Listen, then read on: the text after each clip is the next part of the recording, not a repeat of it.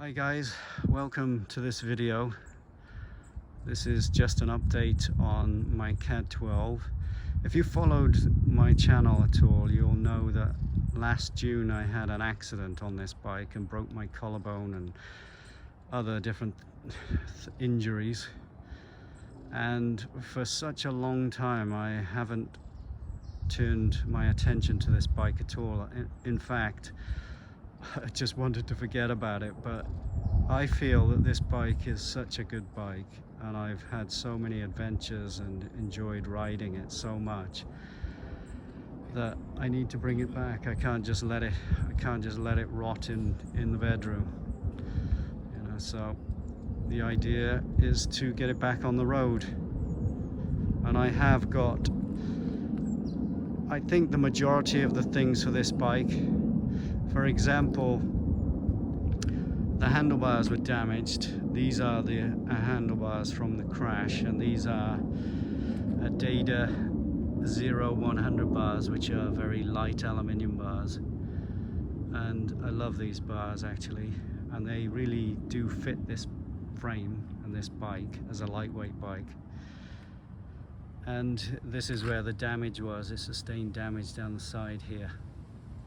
And so, yeah, I've already got some new bars, the same bars, but just a slightly wider bar. These are 38 centimeters and I've just bought a 40. So there we are. My brand new Dura-Ace shifters, which I weep over nightly. They sustained damage after only a week or so of ownership. So typical, isn't it?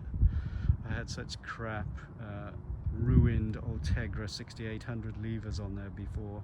They were the original levers and they were rusting and they weren't working well, and as soon as I change them I have an accident. It's so typical. So those things there. I've taken the fork out and everything. I've had a look at the fork. I've had a look inside. There's some minor scratching, you know, like gouging on the outside of it, but very, very minor. You can hardly feel it. I feel the fork is fine. I bought an SL7 like bung to go in there, which is very long, like 80, I think it's about 80 centimeters. You know, the one that they released after the SL7 problems. So I bought one of those and put it in. So it comes down really far, like I think it's down here somewhere. So if it does break, which I don't think it will, if the carbon, you know, like steerer broke, I would hope that would give me a little bit of time to pull the brakes, you know, without just coming completely off. That's my reasoning anyway. So there's that. I think really ideally I need new headset bearings. They're okay, they'll be fine for now I think, but I would like to do it now. I also resprayed the fork. It's black now, the same as the bike. It was silver and I've wanted that for years. I just sprayed it with spray cans. It came out really well actually. Even I'm surprised, I surprised myself. It looks so similar to the original frame and I'm really happy about that. So that's come out well. So the fork looks really good. Let me just tell you some other things on here. The quick release is a DT Swiss, yeah, front and rear DT Swiss. I love those, they're just so simple to use. The wheels are from Scribe, a company in the UK. Obviously they're from Taiwan or somewhere, made in Taiwan or China. I've heard some really negative things about Scribe. I found them to be good. I got 2 sets of their wheels, so I quite like them. And I love the fact that they use a ratchet inside inside, you know, like the hub at the back, the free hub. And the ratchet is very similar to DT Swiss, I think. Identical, really. I love it. So simple. I can't see much going wrong with the hubs, to be honest with you. So there's that. Everything's Dura-Ace. Or it was Dura-Ace. Dura-Ace brakes, no front brake on because I took the fork out. Dura-Race rear derailleur and Dura-Race front, but as you can see the crank is gone. I'm just going to get a 105 crank, it doesn't bother me. This bike has always been mismatched anyway, and I can live with that. Everything Dura-Race, but the crank 105. Apparently they're supposed to be stronger anyway. The Dura-Race was a 165 and I found it too small for me. It was good for going up hills, but nothing else. I found I couldn't get enough torque on it when I was riding on the flats or downhill, and those are my kind of, downhill particularly is my speciality, and I just found I couldn't get the speed with it. So yeah, an experiment that was, the 165s, and I found out they don't work. So I'm going to get a 105 170 crank and I'll be fine with that. I don't care, I'm not a bike snob.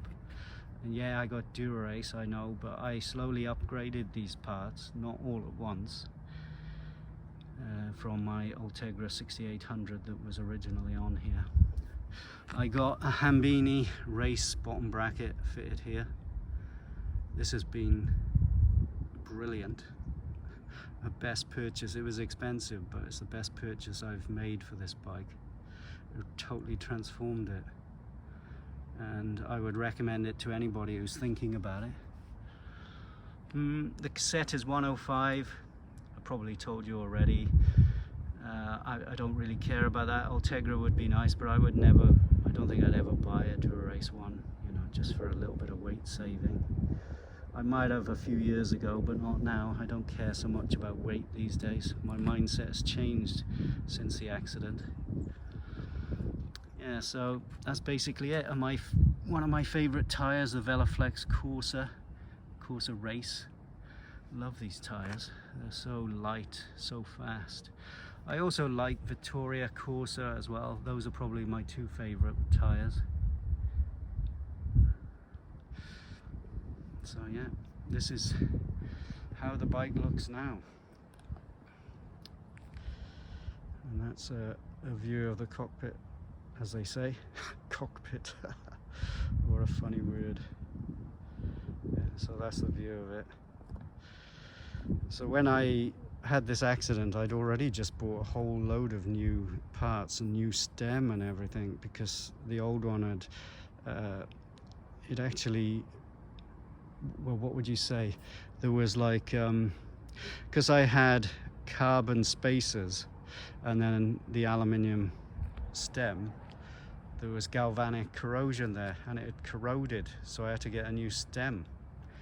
That's how much riding I was doing at one time, uphill and everything, and going for KOMs. I was sweating buckets over the thing.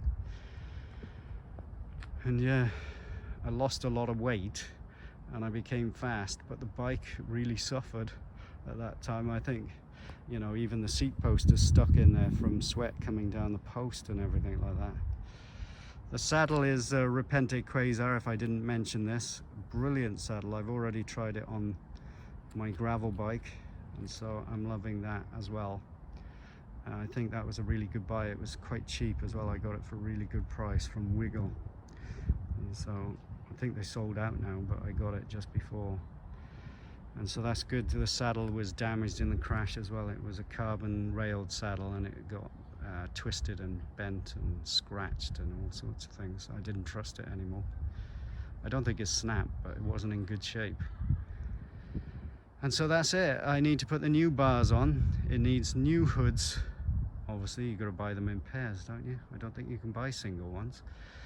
So it needs new hoods, new bars. I bought the new saddle. It needs a new crank, which is going to be a 105. I've got the chain already. The chain was brand new. I took it off myself. So I still got the chain. And it needs recabling. And it would be good if I could change the headset bearings as well, because those are the original headset bearings from 2016 when I first bought the bike. They're not really bad, but they're not great. So there we are, guys. That's really a roundup of this bike at the moment. I so love this bike, I really do. Out of all the bikes I have, this is the one that I would keep, I'm telling you. The others can get lost Your disc brake bikes can get lost.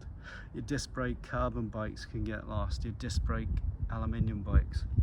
Sorry, this is the real deal in my opinion. And I know that might upset people. There we are, guys. It looks like the kids are coming now, so have a good one. Take care. Thanks for watching. And I'll talk to you again. Bye for now.